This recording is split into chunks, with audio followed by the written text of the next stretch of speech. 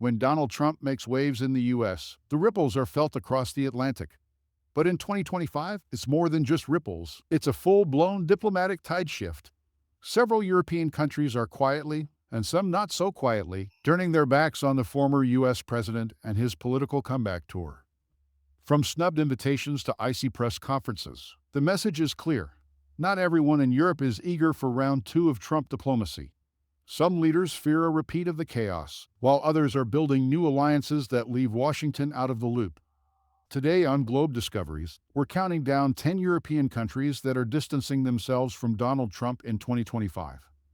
And before we get started, don't forget to subscribe, like, and hit the notification bell so you never miss out on more engaging content. Number 10. Belgium. Belgium may not shout the loudest, but its moves behind the scenes speak volumes. As the political heart of the European Union and NATO headquarters, Brussels has taken a cooler tone toward Donald Trump in recent months.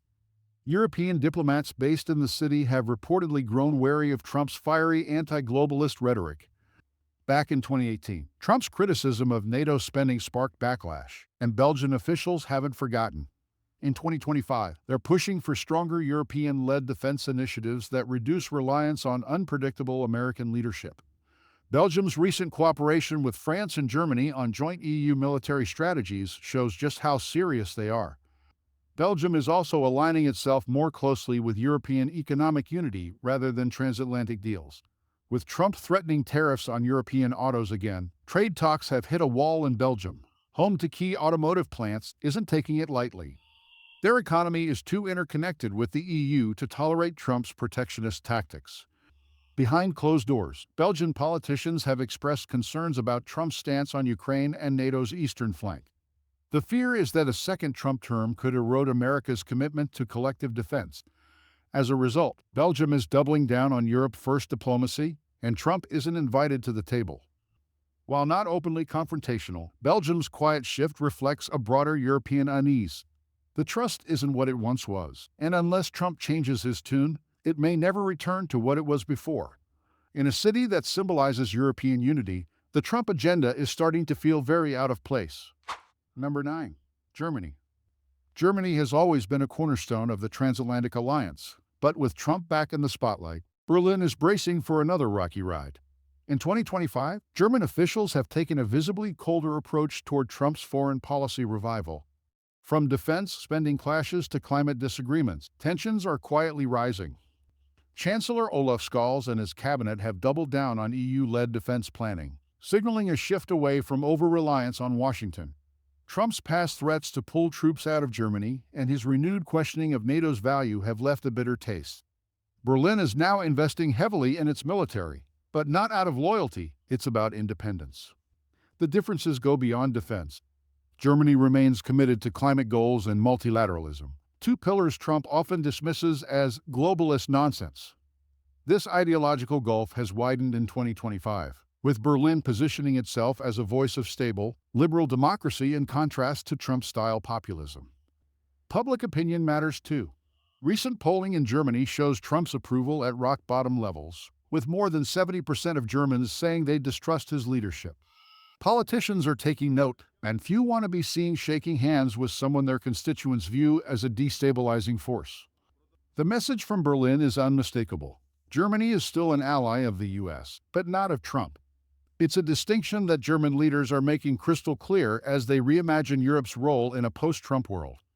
The handshake may be firm, but the warmth is gone. Number 8. Sweden. Sweden, known for its neutrality and diplomacy, is now showing rare signs of political frost toward Donald Trump. After years of defending liberal values, Sweden is taking issue with Trump's confrontational style and policy positions that clash with its national ethos. In 2025, the divide has only grown wider.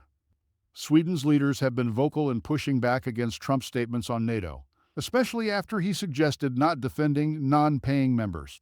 For a country that just joined NATO in 2023, Sweden views Trump's transactional attitude as a threat to the alliance's credibility. Their defense officials have openly criticized the idea of conditional security guarantees. Sweden also opposes Trump's pullback from climate cooperation. The country is a global leader in sustainability, and Trump's anti-climate rhetoric directly undermines Stockholm's international agenda. Swedish diplomats have been working with the EU to sidestep U.S. obstruction on environmental deals. Sweden's media and political elites haven't minced words either.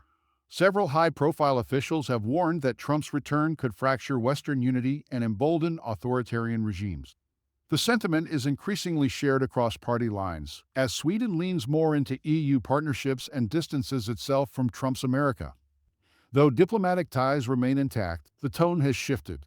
Sweden now sees Trump as more of a disruptor than a partner, and its policymakers are recalibrating their approach accordingly. In 2025, neutrality doesn't mean silence, and Sweden is speaking up against what it sees as a dangerous brand of leadership. Number 7. France. France has never been shy about challenging U.S. leadership, and with Trump aiming for a return, President Emmanuel Macron is drawing a bold line in the sand. In 2025, French officials have grown increasingly skeptical of Trump's foreign policy priorities and are leading calls for a more autonomous Europe. Paris wants to ensure that the EU can stand on its own, even if the U.S. under Trump pulls back. Macron has reignited his push for European strategic autonomy, doubling down on defense partnerships that bypass Washington. Trump's repeated threats to undermine NATO and impose tariffs on European goods have accelerated these plans. The French government no longer views the U.S. as a fully dependable partner under Trump's leadership. Culturally and politically, France is moving in a different direction. From climate policy to multilateral diplomacy, French values often clash with Trump's America First worldview. In recent summits, French representatives have openly rejected any efforts to revive Trump-era trade terms. French public opinion also plays a role. A recent poll showed over 80% of French citizens disapprove of Trump, making it politically risky for any French leader to engage warmly with him. Macron, aware of this, is carefully managing the optics and avoiding close alignment. In short, France isn't just stepping back, it's stepping up. Macron wants Europe to chart its own course, and Trump's unpredictability is only strengthening that resolve. From Paris to Strasbourg, the sentiment is clear. With or without the U.S., France is moving forward. Number 6. Netherlands. The Netherlands might be small, but it's punching above its weight diplomatically, and Trump isn't getting a free pass. In 2025, Dutch leaders have made it clear they're uneasy about Trump's possible return to global leadership. Their recent public statements, trade moves, and security commitments reflect growing transatlantic friction. Prime Minister Mark Rutte has been among the most outspoken European leaders in defending NATO's integrity. After Trump reignited talk about U.S. withdrawal from NATO obligations, Dutch officials swiftly condemned the rhetoric, calling it reckless and destabilizing. The Netherlands continues to increase its defense spending, but not out of fear, rather, to ensure Europe can protect itself if Trump disengages. On trade, the Dutch are wary of Trump's protectionist tone. The Netherlands, home to Europe's largest port in Rotterdam, thrives on free and open markets, exactly the kind of globalism Trump criticizes. Dutch business leaders have urged Brussels to distance itself from any U.S. trade realignment under Trump. Civic values also play a big part. The Dutch pride themselves on progressive social policies and liberal democratic institutions, values they see at odds with Trumpism. In political debates, Trump's influence is often cited as a warning, not a model. So while the Netherlands remains friendly with America, it's sending a message loud and clear. Trump is no longer viewed as a reliable partner, and the Dutch are hedging their bets accordingly. They're staying engaged, but on their own terms. Number 5. Spain. Spain has traditionally maintained friendly ties with the U.S., but in 2025, relations with Donald Trump are taking a notable detour. Spanish officials have been increasingly vocal about their discomfort with Trump's rhetoric on immigration, climate, and European cooperation. In a post-pandemic Europe striving for unity, Trump's divisive tone has sparked pushback across Spanish political lines. Prime Minister Pedro Sánchez has reaffirmed Spain's commitment to multilateralism, stating that global challenges like climate change and security require cooperation, not confrontation. This was seen as a thinly veiled jab at Trump's America First doctrine. Spain is also strengthening EU-aligned defense initiatives, seeking more independence from U.S. unpredictability. Recent trade disputes have only deepened the divide. Trump's threats to slap tariffs on European goods, including Spanish olives and wine, have reignited old frustrations in Madrid. Rather than appease, Spain is pushing for stronger intra-European trade and less dependency on American markets. Public opinion in Spain is firmly against Trump. Surveys show that a large majority of Spaniards view his return to politics with suspicion, citing concerns over global instability. This mood has filtered into Parliament, where both progressive and conservative lawmakers agree on limiting direct cooperation. Spain isn't burning bridges, but it is building alternatives. From defense to diplomacy, it's preparing for a world where the U.S. under Trump isn't the anchor it once was. And if Trump expects a warm welcome in Madrid, he may want to lower his expectations. Number 4. Denmark. Denmark may be a small player on the global stage, but it's taken a big stance against Trump's style of politics. Tensions between Trump and Denmark actually date back to his first term, when he proposed buying Greenland, a move Danish leaders called absurd. That incident set the tone, and in 2025, relations remain frosty. Prime Minister Mette Frederiksen has since emphasized Denmark's commitment to international institutions, especially NATO and the UN, two organizations Trump has repeatedly criticized. The Danish government has warned that Trump's erratic foreign policy endangers collective security. Their military planners have joined EU efforts to create a more self-sufficient European defense system. Denmark has also clashed with Trump over environmental policy. As one of Europe's leaders in renewable energy and climate action, Danish officials were frustrated by Trump's climate skepticism and his withdrawal from the Paris Agreement. In 2025, they've made it clear they won't follow Washington's lead if he pulls back again. Culturally, Danish politics favors consensus and social cohesion, traits often seen as polar opposites of Trump's confrontational style. Danish media frequently portray Trump as a symbol of political division and instability. In short, Denmark may still salute the American flag, but not necessarily the man waving it. As Trump gears up for another term, Copenhagen is quietly laying diplomatic groundwork that doesn't depend on his leadership. Number 3. Norway. Norway may not be in the EU, but when it comes to foreign policy, it's solidly aligned with Europe and increasingly cautious about Donald Trump. After years of diplomatic cooperation under Biden, the prospect of a Trump return in 2025 has triggered concern among Oslo's policymakers. Norwegian leaders are emphasizing stability, climate action, and multilateralism, priorities they fear could unravel under another Trump term. Norway's NATO commitments remain strong, but officials worry about Trump's unpredictability on defense matters. When Trump recently hinted again at leaving NATO or charging allies for protection, Norwegian leaders responded by reinforcing ties with EU defense structures.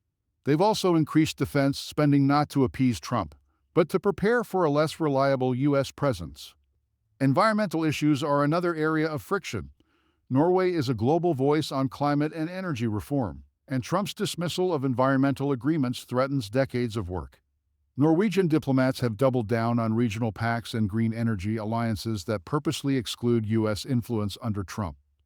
Norway isn't cutting ties, but it's setting boundaries. The message from Oslo is clear: respect, cooperation, and predictability are non-negotiable. And if those aren't on the table, they're happy to lead alongside other European partners instead. Number 2. Italy.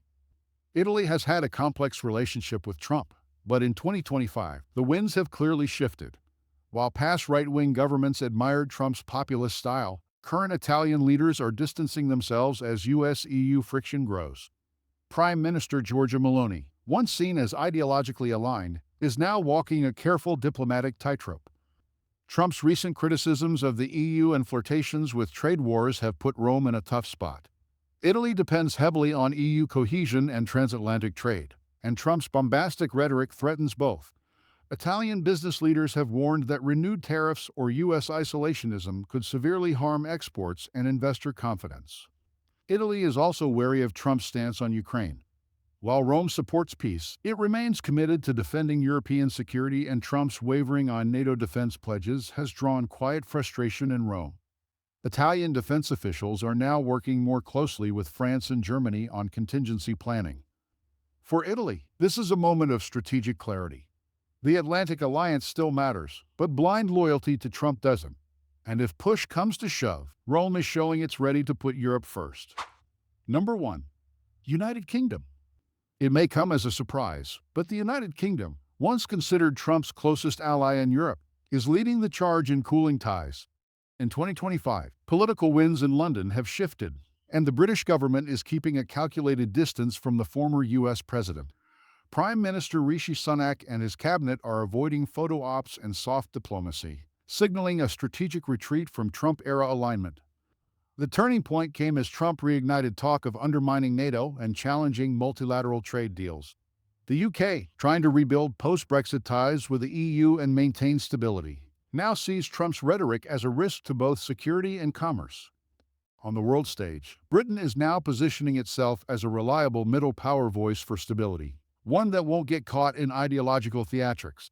Trump's reemergence has been met with subtle pushback, with UK officials reinforcing their commitments to climate accords, Ukraine support, and international institutions. Ultimately, the UK is choosing principle over past political chemistry. While it won't sever ties with the US, it's also not rushing to embrace Trumpism again. Britain is charting a path of pragmatic diplomacy, one that keeps Trump at arm's length while protecting national and regional interests. Europe isn't just watching Trump's 2025 comeback, it's reacting. From quiet recalibrations to bold diplomatic pivots, many of America's longtime allies are taking a hard look at whether the Trump White House fits into their future plans. The result? A growing list of European countries that are turning away, not from America itself, but from the brand of politics Trump represents. While official ties remain intact, the undercurrent is clear. Trust has eroded, and contingency planning is underway. From Brussels to Berlin, leaders are hedging their bets, investing in autonomy, and preparing for a more uncertain transatlantic future. Trump's impact isn't just being felt in the U.S., it's reshaping how Europe sees its oldest partner. As the political climate heats up on both sides of the Atlantic, one thing is certain: Europe is no longer willing to follow blindly. The age of automatic alignment is over, and in its place, a new chapter is being written, one where respect is earned, alliances are tested, and loyalty to shared values matters more than ever.